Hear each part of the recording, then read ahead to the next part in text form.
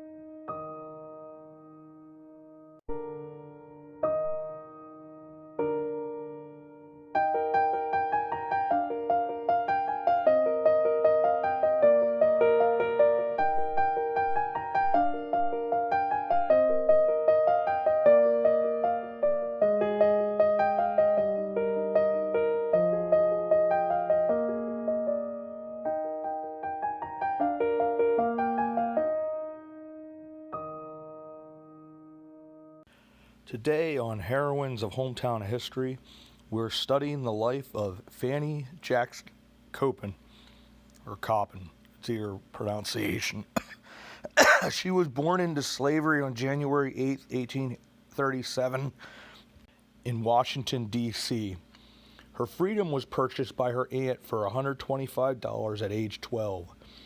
The rest of her youth she spent as a servant for author George Henry Calvert in Massachusetts, and at every opportunity she took the chance to be doing studying and learning and educating herself more.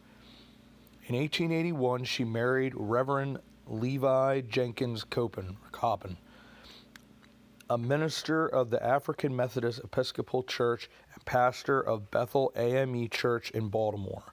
She became very involved in her husband's ministry work, or missionary work. In 1902, they went to South Africa and worked there for almost a decade. They founded the Bethel Institute. Her education. Throughout her youth, she used her earnings from the servant work that she did in Massachusetts to hire a tutor to instruct her for 3 hours a week. And thankfully, with a scholarship from the AME Church and from financial aid from her aunt, she attended Oberlin College. Oberlin College was the first college or university in the United States to accept both black and female students. And in 1860, she switched from the ladies' course to the harder gentlemen's course.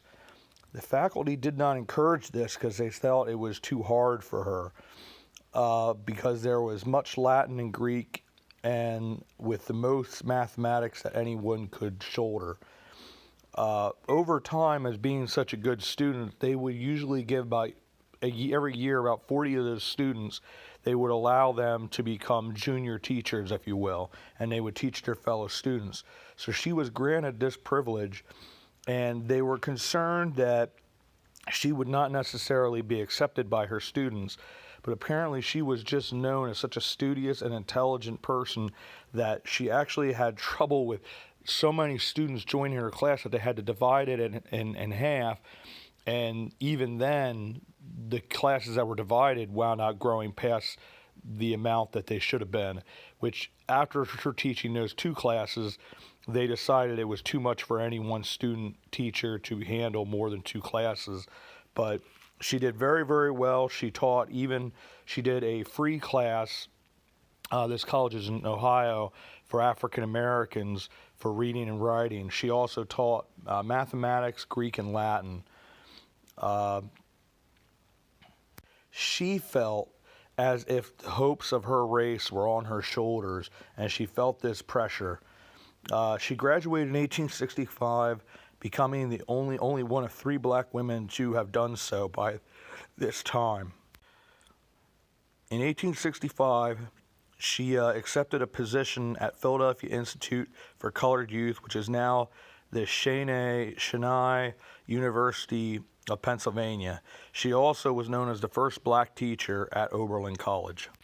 She served as principal of the school, and then after a time, she was actually asked to become superintendent of the school district, which she was the first black superintendent of a school district at that time. In her 37 years, she was responsible for vast educational improvements in Philadelphia.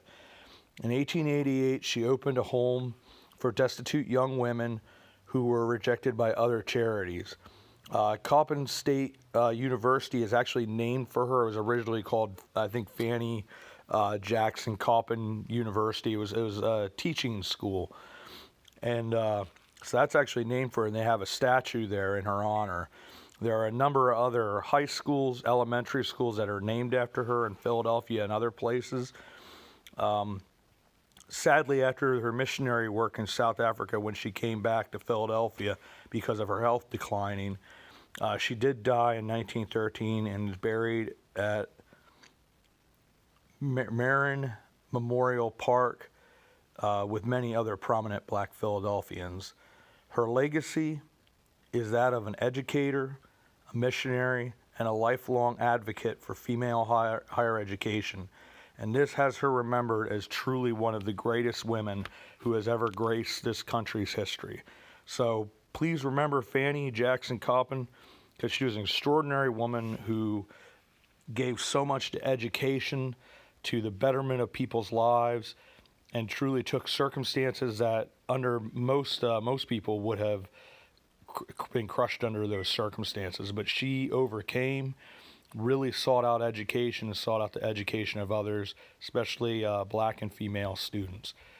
So thank you once again for coming along on this journey, talking about Fanny Jackson Coppin. Extraordinary woman. You can always look up more information on her, but just a really, really cool lady. There's another heroine of hometown history. Thanks, everybody, and we'll see you all about town.